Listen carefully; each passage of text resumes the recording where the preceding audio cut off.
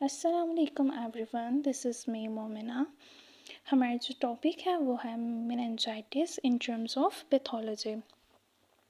इसमें हम लोग सबसे पहले देखते हैं द वर्ड मेनिंजाइटिस को। The word meningitis is derived from two words, meninges and itis.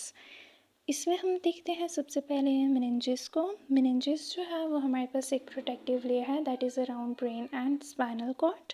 Second word is itis. Itis हमारे पास जो है वो टर्म जो है ये बताती है कि किसी भी चीज़ की इन्फ्लेमेशन के बारे में। तो इसका मतलब हुआ कि जो मेनिंजाइटिस है वो मेनिंजिस की इन्फ्लेमेशन है। इसमें हम लोग इसकी कॉजेज़ और ट्रीटमेंट वगैरह को स्टडी करेंगे। सबसे पहले आ जाती है कॉजेज़ ऑफ मेनिंजाइटिस। इसकी कॉजेज़ डिफरेंट हैं।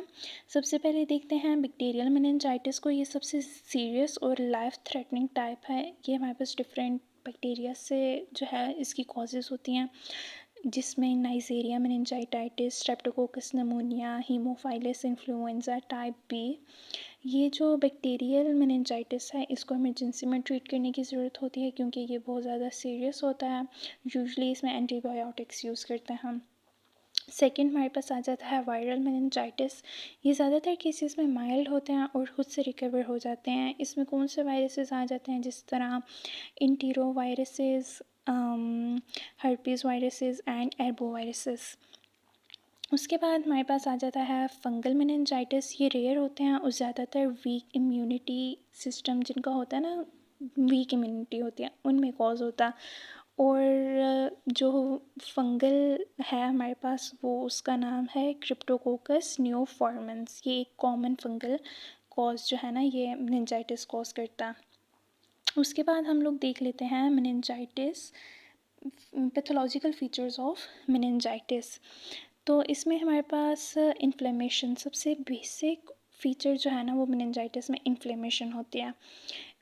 और इसकी वजह से जो हमारे पास परमिएबिलिटी है वो बढ़ जाती है। नॉर्मली जो चीज़ें मेनिंजेस नहीं आने दे रही होती ब्रेन के अंदर, इस मेनिंजाइटिस की वजह से वो चीज़ें अंदर आना शुरू हो जाती हैं। उसके बाद सेलुलर इन्फिल्ट्रेशन।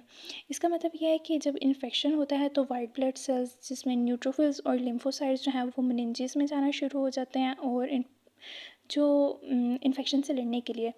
और जो हमारे पास बैक्टीरियल इन्फेक्शन होता है ना उसके अंदर ज़्यादातर हमारे अंदर जो हैं वो ब्रेन के अंदर न्यूट्रोफिल्स जा रहे होते हैं, और जब अगर वायरल इन्फेक्शन हो तो उसमें लिम्फोसाइट्स जा रहे होते हैं। सीएसएफ में जो चेंजेस आती हैं वो क्या चेंजेस आती हैं, वो ये होता है कि नॉर्मली जो हमारे पास सीएसएफ होता है वो क्लियर होता है, लेकिन मेनिंजेस में वो हमारे पास टर्बिड क्लाउडी हो जाता है। और पैथोजेंस जो हैं वो होते हैं, प्रोटीन्स का लेवल ज़्यादा हो जाता है। और जो हमारे पास क्या कहते हैं उसको, जो हमारे पास होता है ना शुगर लेवल, वो मेनिंजाइटिस में कम हो जाता है।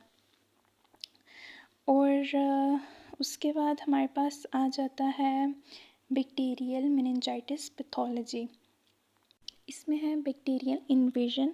जो हमारे पास बैक्टीरिया होता है वो ब्लड स्ट्रीम के ज़रिए या कोई भी इंजरी होती है ना उसके ज़रिए हमारे ब्रेन तक पहुंचता है और सब ऑर्गेनाइड स्पेस में दाखिल हो जाता है। ये वो जगह होती है जो मेनिंजेस के दरमियान में होती है। उसके बाद इन्फ्लेमेटरी रिस्पॉन्सेस। जब बैक्टीरिया इंटर करते हैं तो इम्यून सिस्टम जो है ना वो साइटोकाइंस के नेम की केमिकल रिलीज़ करता है। ये साइटोकाइंस जो इन्फ्लेमेशन होती है उसको बढ़ाते हैं और जो हमारे पास इम्यून सेल्स होते हैं उनको जो है ना अट्रैक्ट करते हैं। ज़्यादा इन्फ्लेमेशन होती है जिसकी वजह से हमारे दिमाग में ज़्यादा प्रेशर बढ़ जाता है। Tissue damage.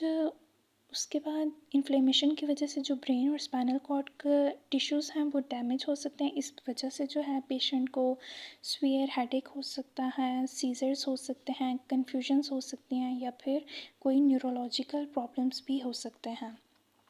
उसके बाद देखते हैं complications of meningitis. Increased intracranial pressure. दिमाग के अंदर जो है वो प्रेशर बढ़ जाता है। जब मेनिंजाइटिस होता तो हमारे पास जब मेनिंजाइटिस होता है तो इन्फ्लेमेशन और एडीमा की वजह से स्कल के अंदर प्रेशर बढ़ जाता है। दिमाग एक क्योंकि बंद जगह में होता है इसलिए थोड़ा सा भी प्रेशर डेंजरस हो सकता है। इसके जो है वो नुकसान क्या क्या होते हैं वो ये कि स्वेयर हेडेक हो सकता है, वॉमिटिंग, कन्फ्यूजन, विजन प्रॉब्लम्स या एक्सट्रीम केसेस में कोमा। उसके बाद सेरिब्रल एडीमा, इसका मतलब है ब्रेन टिश्यू में पानी भर जाना या इन्फ्लेमेशन हो जाना। ये इन्फ्लेमेशन मेनिंजाइटिस के इन्फेक्शन की वजह से होती है और ये फर्दर सिम्टम्स को जो है ना कॉज करती है, जिस तरह से dizziness, seizures, poor coordination, loss of consciousness. Neurological damage भी होते हैं, जैसे मेनिंजाइटिस से ना दिमाग की नर्व्स या स्ट्रक्चर डैमेज हो सकते हैं। ये डैमेज परमानेंट भी हो सकता है अगर हम लोग इसका जो इलाज है वो अगर ऑन टाइम ना करें। कॉमन इफ़ेक्ट्स क्या हैं कि हेयरिंग लॉस हो सकता है, सीजर्स एंड इम्पेयरमेंट्स वगैरह। उसके बाद देखते हैं कि इसकी डायग्नोसिस कैसे होती है। डायग्नोसिस में सबसे पहले हम लोग देखते हैं CSF एनालिसिस, सेरिब्रोस्पाइनल फ्लूइड का जायज़ा लेना। जो CSF है वो लिक्विड होता है ब्रेन और स्पाइनल कॉर्ड के इर्द गिर्द। तो मेनिंजाइटिस को डायग्नोस करने के लिए हम लोग CSF का सैंपल लेते हैं कि फिर जब इस फ्लूइड का एनालिसिस होता है तो वो हमें पता चलता है कि हमारे पास इन्फेक्शन है या नहीं है, और अगर है तो किस टाइप का, यानी कि बैक्टीरियल है, वायरल है, फंगल है। वाइट ब्लड सेल काउंट को देखा जाता है, प्रोटीन और ग्लूकोज लेवल्स को देखा जाता है, CSF टर्बिडिटी को देखा जाता है कि ये क्लियर है या क्लाउडी टेक्सचर है इसका। तो यानी कि CSF से पता चलता है कि पेशेंट को मेनिंजाइटिस है या नहीं है, और अगर है तो किस वजह से है। माइक्रोबायोलॉजिकल टेस्ट किए जाते हैं। जब CSF का सैंपल लेते हैं तो उसमें कुछ स्पेसिफिक टेस्ट भी परफॉर्म किए जाते हैं, जिसमें ग्राम स्टेनिंग आ जाता है, जिसमें हमें पता चलता है कि जो अगर बैक्टीरिया है तो वो ग्राम पॉजिटिव है या नेगेटिव है। उसके बाद कल्चरिंग, CSF को ग्रो किया जाता है लेबॉर्ट्री में ताकि एग्जैक्ट बैक्टीरिया आइडेंटिफाई हो सके। ये जो टेस्ट होता है ये थोड़ा स्लो होता है लेकिन ये एक्यूरेट होता है। और उसके बाद PCR को भी परफॉर्म किया जाता है। उसके बाद हम लोग देखते हैं ट्रीटमेंट अप्रोचेस, यानी कि ट्रीटमेंट कैसे किया जाता है। तो एंटी माइक्रोबियल थेरेपी। जब पेशेंट में बैक्टीरियल मेनिंजाइटिस डायग्नोज होता है तो सबसे पहले और सबसे ज़रूरी स्टेप होता है कि हम लोग टाइमली एंटीबायोटिक्स का इस्तेमाल करें। अगर इन्फेक्शन वायरल हो तो एंटीवायरल ड्रग्स दी जाती हैं। उसके बाद जो है ना, अगर जो डॉक्टर्स होते हैं ना वो CSF की रिपोर्ट देख के ना फिर उसकी बेसिस के ऊपर स्पेसिफिक एंटीबायोटिक्स या एंटीवायरल सिलेक्ट करते हैं कि कौन सी मेडिसिन जो है ना वो स्टार्ट करवानी है। और अगर एंटीबायोटिक्स दें तो पहले ब्रॉड स्पेक्ट्रम एंटीबायोटिक्स स्टार्ट किया जाता है जब तक कल्चर रिपोर्ट नहीं आ जाती। उसके बाद सपोर्टिव केयर। मेनिंजाइटिस का सिर्फ जो है ना वो उसको ट्रीट नहीं किया जाता बल्कि उसके साइड इफ़ेक्ट्स और कॉम्प्लिकेशंस का भी ख्याल रखना पड़ता है। सपोर्टिव केयर में हमारे पास आ जाता है कि अगर उसे हेडेक वगैरह है तो उसके पेन रिलीवर्स के लिए मेडिसिन्स दें और इस तरह से हम केयर करें। और इसके बाद हमारे पास इम्यूनोपैथोलॉजिकल इंसाइट्स देखते हैं। इसमें हमारे पास आ जाता है साइटोकाइंस रिलीज़। इम्यून सिस्टम जब इन्फेक्शन के अगेंस्ट काम करता है ना तो साइटोकाइंस के नाम के ना एक केमिकल सब्सटेंसेस रिलीज़ होते हैं। ये क्या करते हैं कि जो ब्लड ब्रेन बैरियर जो दिमाग को वायरस या बैक्टीरिया से बचाते हैं ना उसे कमज़ोर कर देते हैं। इससे बैक्टीरिया आसानी से ब्रेन तक जा सकता है।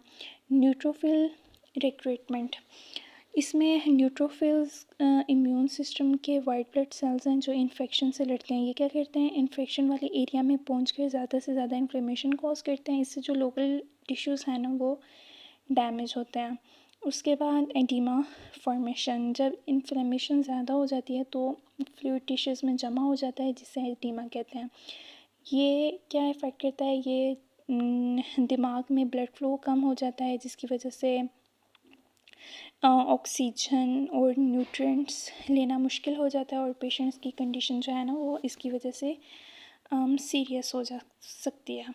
उसके बाद इसके long term outcomes, neurological sequel है। ये वो कंडीशन है जिसमें इंसान की बॉडी में कुछ मेनिंजाइटिस की वजह से मसाइल वगैरह पेश होना शुरू हो जाते हैं, जिस तरह हेयरिंग लॉस यानी सुनना मतलब इंसान सही से सुन नहीं पाता, कॉग्निटिव इम्पेयरमेंट्स यानी उसकी यादाश्त कमज़ोर हो जाती है या वो सही से सोच नहीं पाता, और एपिलेप्सी यानी मिर्गी के दौरे वगैरह भी पड़ सकते हैं।